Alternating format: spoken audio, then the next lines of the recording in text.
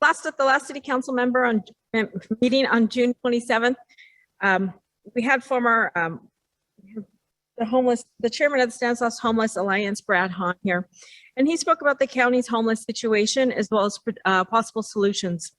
Now, the homeless situation in Stanislaus County is profound, and it's a growing issue here in our community as well as here in our city. Now, I know Klein and Casey have both been pretty active on the homeless committees, and I'm hoping that we continue to kind of work on a comprehensive solution to provide service and address the needs of the local homeless citizens, especially in our community, and make sure that they have the available resources needed. Now, the homeless point in time count that was usually conducted every year in January was actually done in February on a night in which it was freezing. Many of them had found shelter in other places and were not easily accessible by those volunteers. Although the count was still there were still over 1,800 homeless people visible on the streets.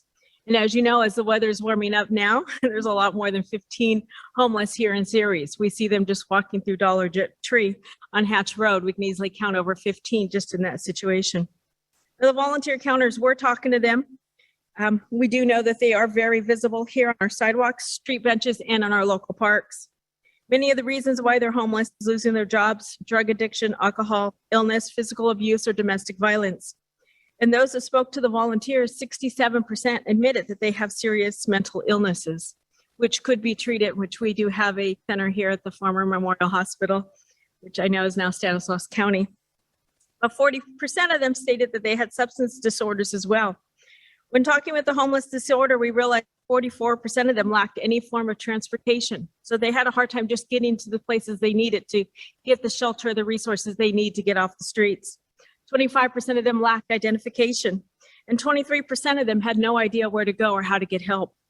This is a huge issue and something that we should look at because they are citizens just like I am and you are. Looking at this, Mr. Hahn made several suggestions, such as providing mental health access or access to substance abuse treatment centers, increasing and coordinating available resources within the county and locally. And I know we have our county supervisor here, so it's a great time to kind of hint, Mr. Condit. Ceres, I know, is looking at, should probably join different counties surrounding cities and help with nonprofit agencies and grant money. And hopefully with the Fighting Homeless Through Services and Housing Act, nonprofit support, CSOC, and other available money, we can hopefully offer at least wraparound services for these individuals, such as emergency housing, mental health services, job training, educational assistance, maybe even public transportation and access to a free ID card, which is available. These community resources and services should be local since many of them are lacking transportation.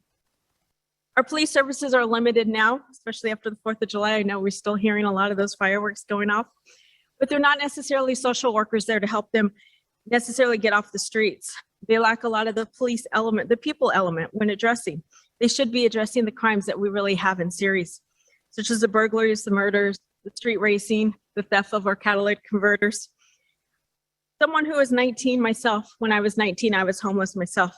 I lived in a homeless hotel for 2 weeks, but through community resources, I was able to firsthand get the help that I needed, get me to my next paycheck and get down payment assistance. So I was able to get into a very small, when I mean small apartment, not necessarily on the greatest part of town, but I was able to get off the streets and I wasn't living in a homeless apartment.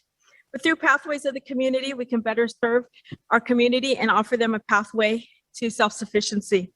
So hopefully we consider the available resources and solutions that were made available to us and discussed last week through governance, outreach, and possible historically to help the historically underserved and low income populations of Ceres. Thank you. Thank you very much.